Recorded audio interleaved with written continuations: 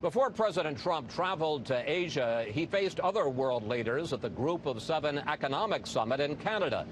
Allies that are upset over new tariffs he's imposed on steel and aluminum imports. Joining us now, one of the architects of that controversial plan, White House trade advisor Peter Navarro. Mr. Navarro, the summit ended with a nasty dust-up between President Trump and Canadian Prime Minister Trudeau. He held a news conference after the summit in which he said Canada will retaliate for tariffs that the U.S. has imposed on Canadian aluminum and steel. Here is Trudeau.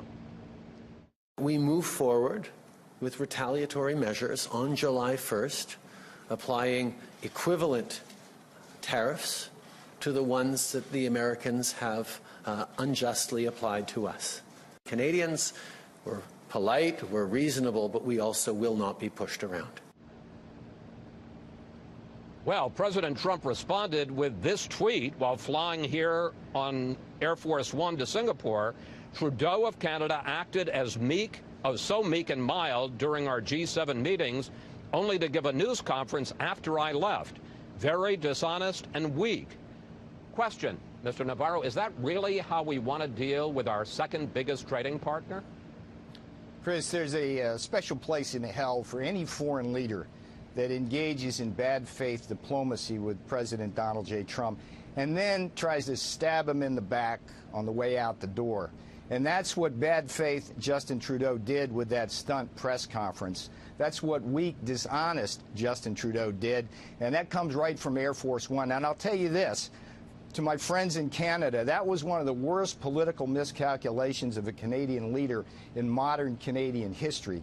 All Justin Trudeau had to do was take the win. President Trump did the courtesy to Justin Trudeau to travel up to Quebec for that summit. He had other things, bigger things on his plate in Singapore, where you are now, Chris. He did him a favor, and he was even willing to sign that socialist communique.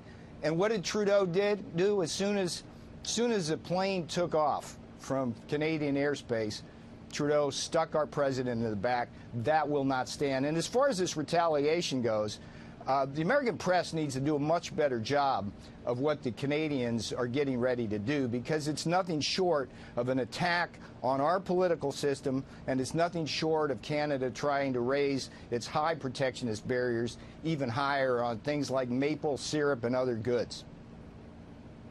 Mr. Navarro, I got a lot to talk to you about, but I do have to press this. You used some very strong words. Stab in the back, special place in hell. You said that came from Air Force One.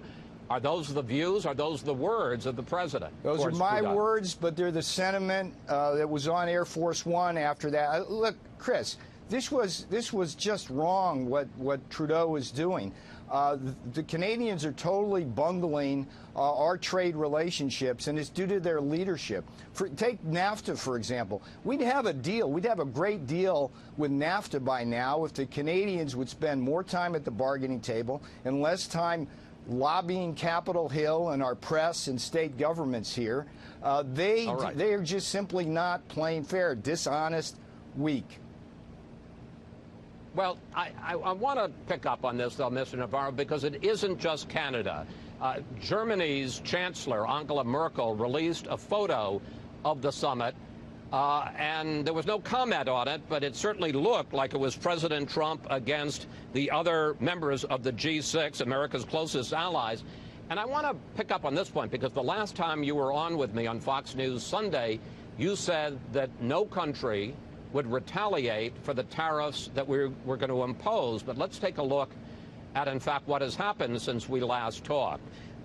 Canada has announced tariffs on $13 billion in U.S. goods. The European Union will impose tariffs on $3 billion in American products. I understand, sir, that the objective of the president's trade policy, with your advice, some would call it a trade war, is to get the other countries to lower their tariffs on us, but hasn't the practical effect been to get them to raise their tariffs on our products? So one of my favorite quotes of this president happened just yesterday when he said, "We've been the piggy bank for the world, and that's got to stop." If you look at Angela Merkel's Europe, you see continent where we run a $151 billion trade deficit in goods every year. Germany has tariffs on autos 4 times higher than our tariffs on equivalent German imports here, and they sell us 3 times as many cars as we sell them. So on the issue alone, we have allies strategically, but when it comes to these trade disputes, these allies basically are robbing us blind. The president is not going to put up with that. And in terms of this retaliation, I want to get back to the Canadian miscalculation here. The Canadians, because this speaks to your retaliation. I don't mean to interrupt, but I do want to move on because Sure. we've got limited time, and I've got some other questions because the president.